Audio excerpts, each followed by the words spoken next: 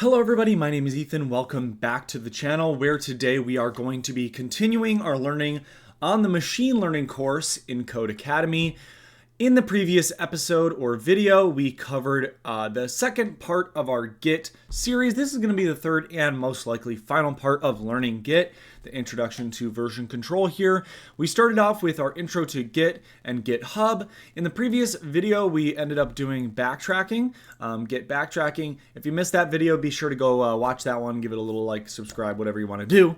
In this video, we are going to be doing handy Git operations, and so I don't think I have much else to say. Let's just get right into it. Handy Git operations. Git provides us with a vast number of different commands that are listed on the documentation, which can be intimidating at first. We'll break down a couple that are powerful for daily tasks. So Git provides us with a vast number of different commands that are listed on the documentation. If you didn't know, there is this ginormous documentation. I guess I shouldn't say ginormous. It's just a big documentation of all the different things that you can do within Git. So there's some here that we definitely have seen before, such as git log. There's probably some other ones like git add, git status, git diff, commit, and git reset. Seen a lot of these ones, right? So again, the previous video covers a lot of that. So there's the documentation. We'll break down a couple that are powerful for daily tasks. So we got a couple more that we're going to use here. First one is git stash. Let's say you're working on experimental code on a fresh branch and realize that you forgot to add something to a previous commit in order to continue your work. In order to go to a different branch, one must always be at a clean commit point. In this case, you don't want to commit your experimental code since it's not ready, but you also don't want to lose all the code you've been working on.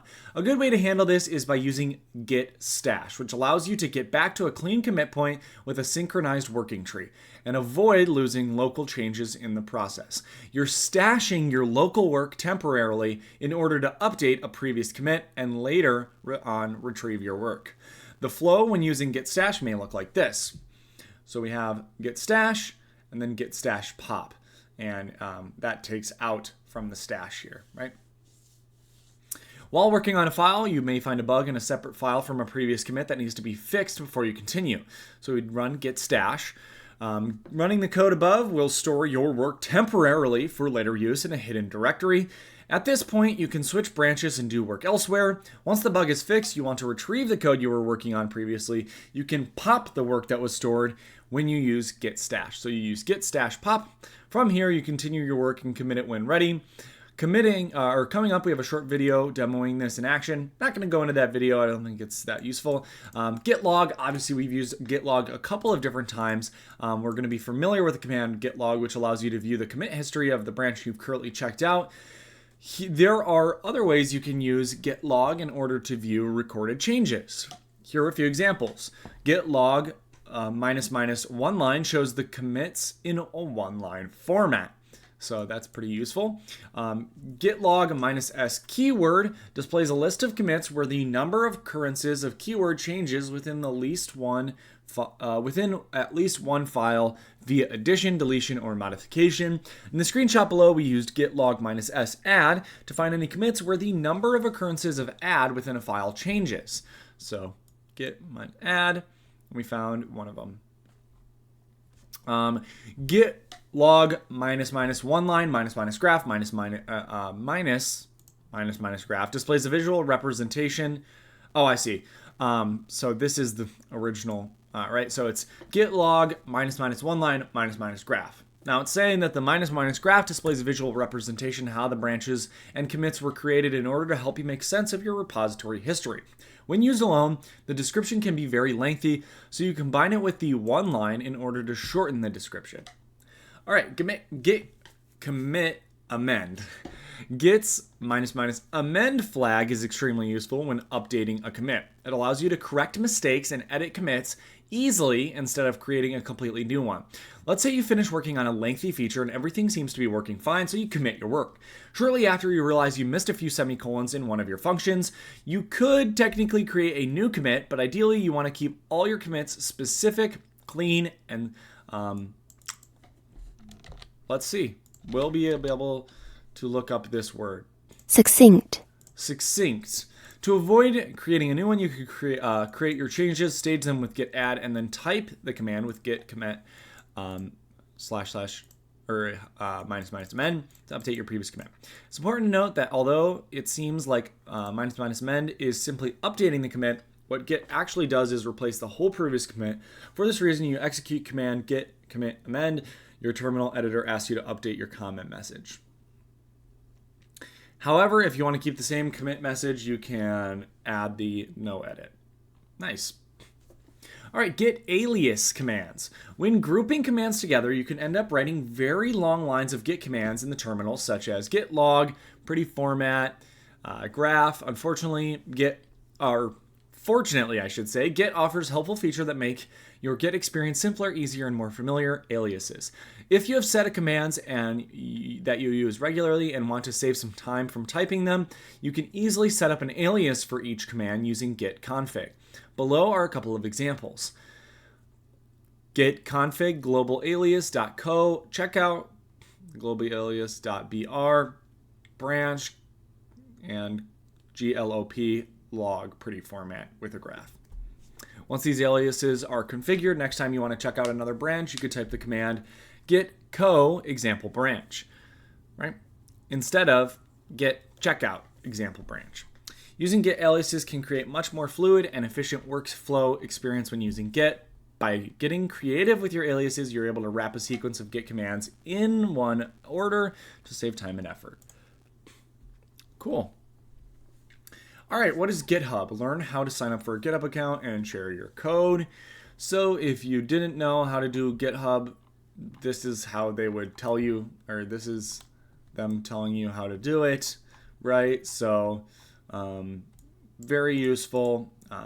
If we go over to it, this is what GitHub looks like. Very useful. Everyone knows that GitHub's great. So I don't know, I keep going back to my video. But yeah, if that's something that you want to learn how to do, I assume signing up is pretty easy. And then you'd probably be able to find your own code. Settings, yeah, find your code. Perfect. Let me just check and see what we've got. Okay, set up with Git and GitHub.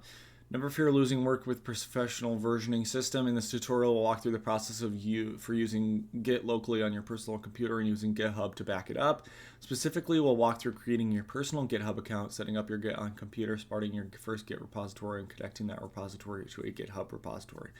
This tutorial assumes you've learned the command line and learned Git. Now prepare those skills. So first, it wants you to create a GitHub account. If you've already created, yep, wants you to install it.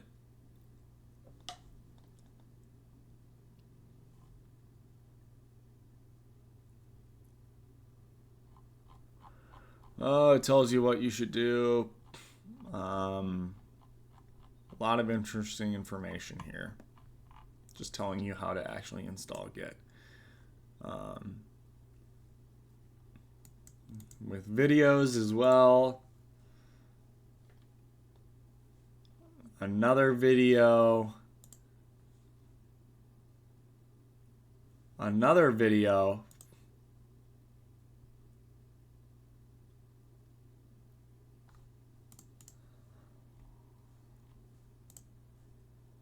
And now we're finally on the GitHub flow. So I am going to finish out this chapter. There's a lot of videos that we could have watched and how to do stuff. We'll discuss the flow of using GitHub with your code development process. When working on a project, things can scale rather quickly, following a specific workflow along the project to move in a more orderly way. Remember that Git is defined as a version control system that maintained on your local system. It helps you manage and record your source history source code history.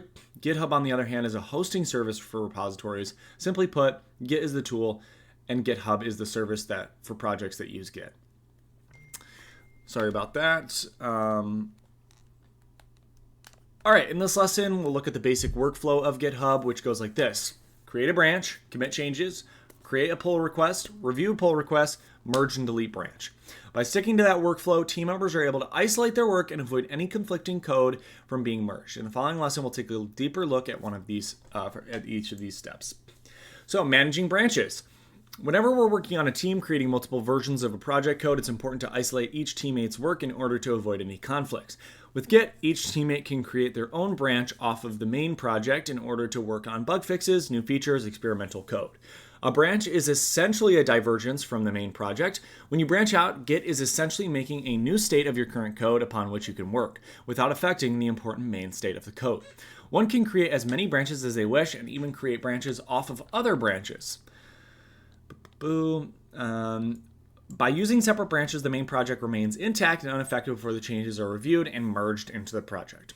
Each repository can have one or more branches. The main branch, the one where all changes eventually get merged back into, is called the main. The main branch is usually the working version of a project and contains the production code, so it's very important to only merge clean and correct code into it.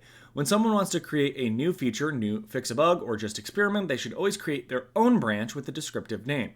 Each team will adopt their own best practices when working together and figuring out naming conventions. For example, the branch Carlos Features Dashboard Notifications includes the author, branch type, short branch description.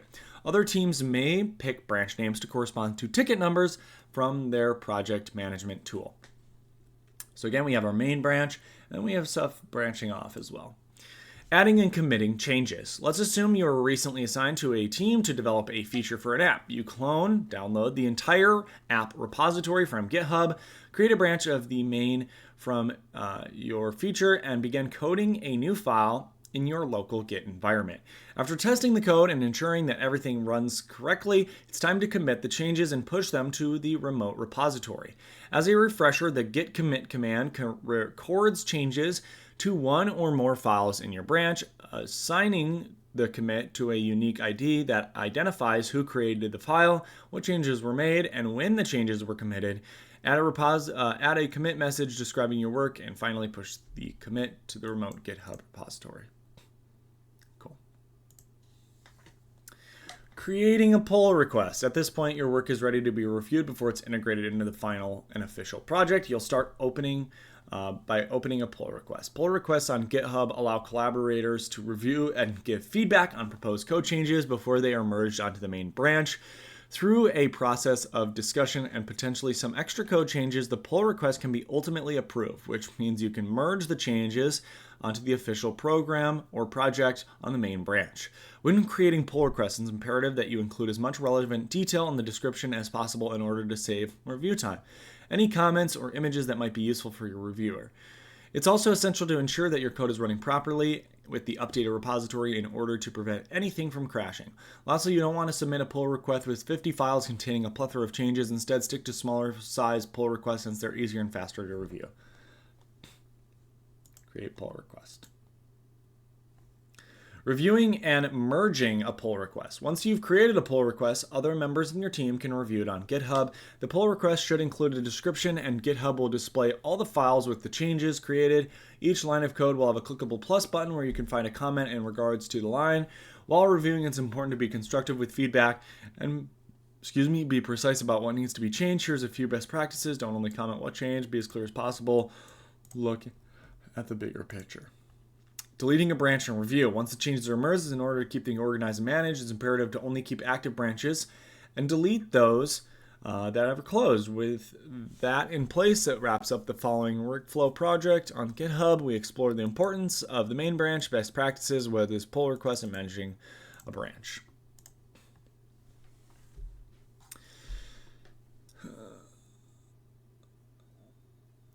I see. So I didn't actually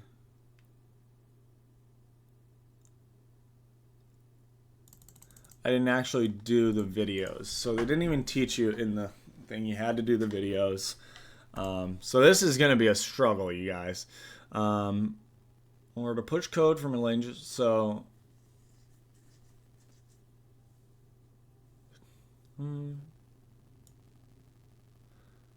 git.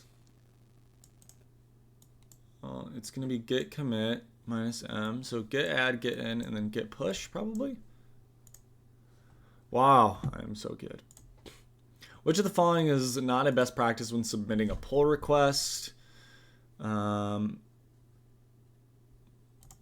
request with untested. Yeah. How would you define a Git branch, a directory or storage space where your projects can live, a pointer to a set of code changes independent from other branches, a generated copy of a target repository? It is a snapshot of I like this one. Which of the following is not a best practice when reviewing a pull request expressed by certain providing only review the... What is the name of the starting branch when creating a new GitHub repository? Main. Oh yeah. Main. What are the steps in order to successfully create and merge a pull request?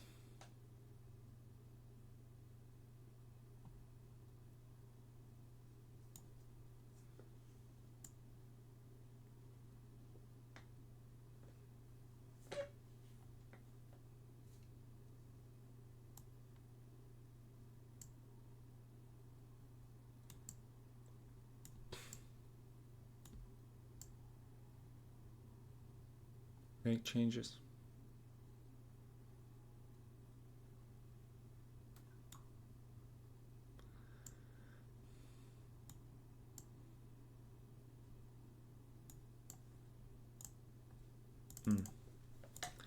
What is the purpose of git commit command?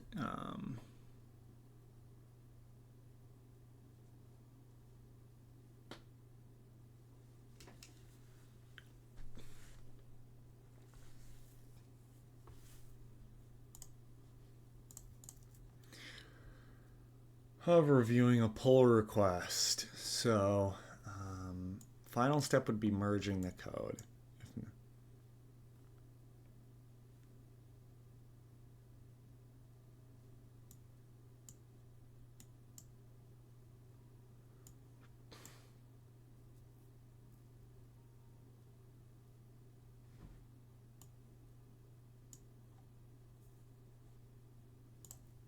Wow, I suck.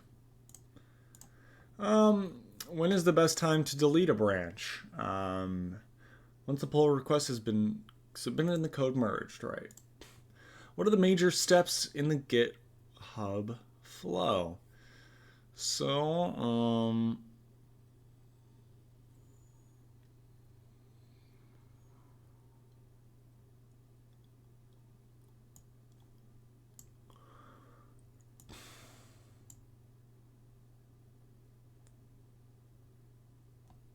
work on a specific branch.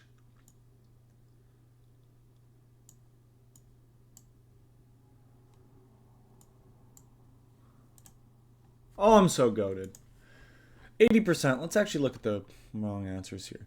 So it says, what are the steps in order to successfully create and merge a pull request? So the first step is to submit pull request with, so it says to create a pull request. So first we submit it with a description, make changes from feedback, and then merge the code. I think that's going to be it for Learn Git. Oh, no, looks like there's a, it's going to put me ahead in the engineering because what did I already complete? Exceptions.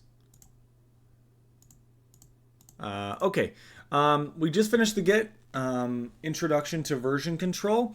If you did enjoy the video, please be sure to leave a like, subscribe, and I'll see you in the next one. Peace out.